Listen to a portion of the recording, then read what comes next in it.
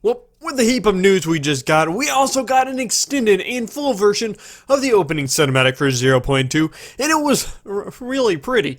And as I said, it is an extended version of the previous version of that trailer we got a month or so ago. That is why I'm not doing a full in-depth look at this. I am more going to point out things that are new and maybe mention the transition between the new and the old to get a better understanding of the cinematic. But that's enough talking, let's get to the video. One first great thing that we get from this video is the full version of that song most of us have been searching for the entire month or two, and we finally get it, and it's as great as it was the first time. But for the cinematic, it starts off the same place as we were before, but this time in the middle of the ocean in opening, with the iconic text that showed up in Kingdom Hearts 2, and then quickly cuts to an underwater look, and then showing us young Kairi, Riku, and Sora, and other than us dipping our heads in the water a few times, all this is the same up until Aqua sees the light, and instead of seeing a Dream Drop Distance HD, thank God, we see Terra, Ventus, and Aqua's Wayfinder, which is something used a lot in order to obviously represent them. And what I like is that even if you don't really know what is happening, you can easily tell that these pieces are important and they represent these characters, and they are used well to tell parts of the story of Birth by Sleep. And here we just get a back and forth between the Wayfinder of each character and parts of the cinematic of Birth by Sleep. And then it moves into Terra and Ventus' Wayfinder disappearing, leaving Aqua's Wayfinder alone. And this could mean that Terra and Ventus that we see in the cinematic aren't the real versions of themselves. The Wayfinders that we see for these two in the rest of the cinematic could just be memories that Aqua sees as she is going through the realm of darkness again. But it could just be the fact that Ventus and Terra just kind of go away in the end of Birth by Sleep, but it could also be what I'm thinking. But it soon cuts back to when all three are together, and probably one of my favorite scenes, showing the scene from the trailer, except with a look at the background, and from what I can tell, it is the land of departure due to the lamppost in the back, which is the same as the one that we can see in Birth by Sleep in the game. Yet strangely, it seems as though the world is somewhat destroyed, and I just don't know in time in which the three would be together and the world is somewhat destroyed like this. But other than that, I would like to say, damn, this looks beautiful. Especially Terra's armor and how the shadows hit it and how it looks worn. But also, man, seeing Aqua smile like that just warms my heart. She looks legitimately happy. Something we don't see very often. After this though, we get an interesting transition.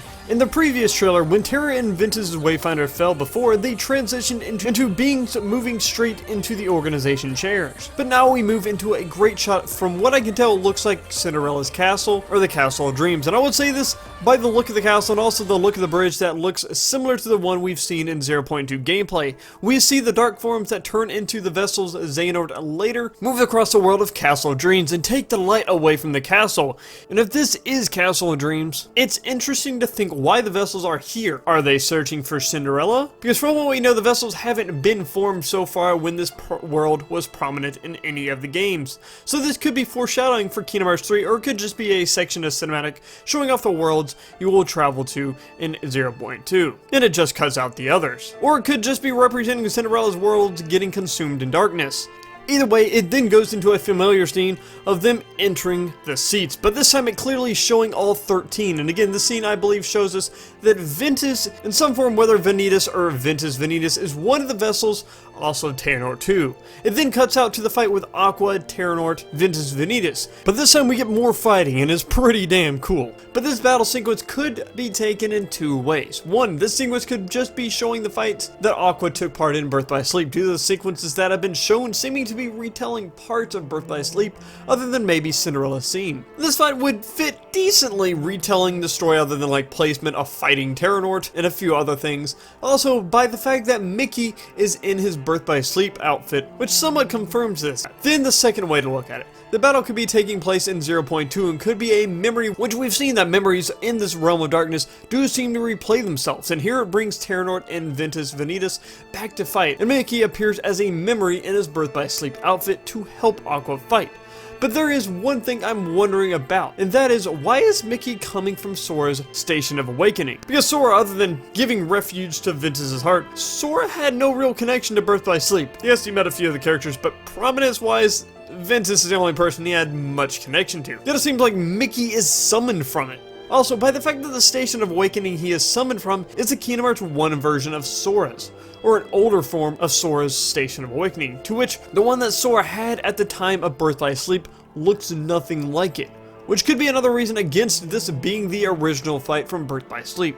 Also, if you remember at the beginning of cinematic, it seems as though Aqua was entering into or just moving toward the same Station of Awakening that Mickey came from. So I'm not positive what this means, but there's clearly a connection with Sora saving Aqua, which is made even more clear by the end. Or maybe I'm just overthinking all of this. One other thing that is a good thing to note, Ventus Vanitas are supposed to have yellow eyes as being Norded, which is shown in the end of Birth by Sleep, but strangely here he has blue eyes, like regular Ventus, which is this a hint that Ventus Vanitas isn't one of the vessels?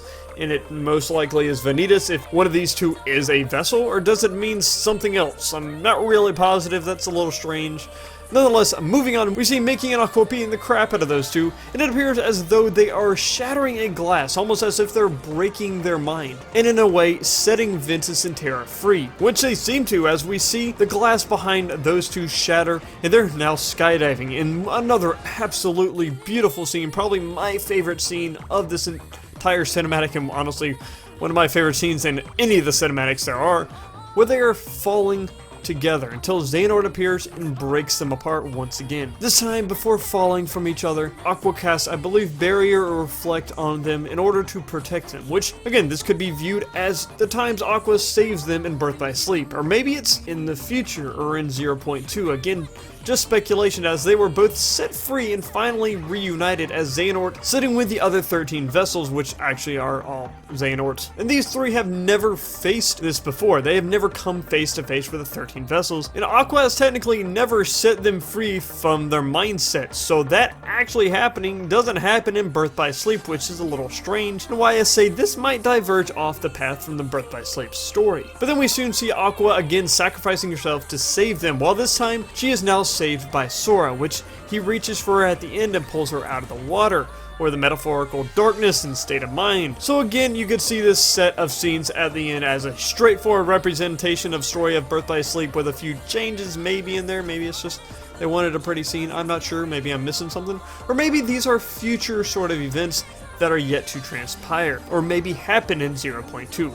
So overall, I believe this cinematic represents a lot of events that might happen in 0.2 in her time in the Realm of Darkness, and there are maybe even points of time in which you might fight alongside Ventus and Terra for a short time in 0.2, which would be amazing, until they are then taken away again. And due to these all being most likely memories, there's a lot of portions of it that are going to be retellings of Birth by Sleep. And it's an interesting thing to notice that at the beginning, it shows Sora as a kid, at the time Aqua enters the Realm of Darkness. And we see Aqua's Wayfinder floating seemingly in the water, and young Sora is seeming grasping for the Wayfinder that might be in the water. And then it ends with older KH2 Sora pulling her out of it. And this is a small little note that pretty much shows that Sora will be the one that saves her, and also that he saves her before he gets his new clothes in Kingdom Hearts 3.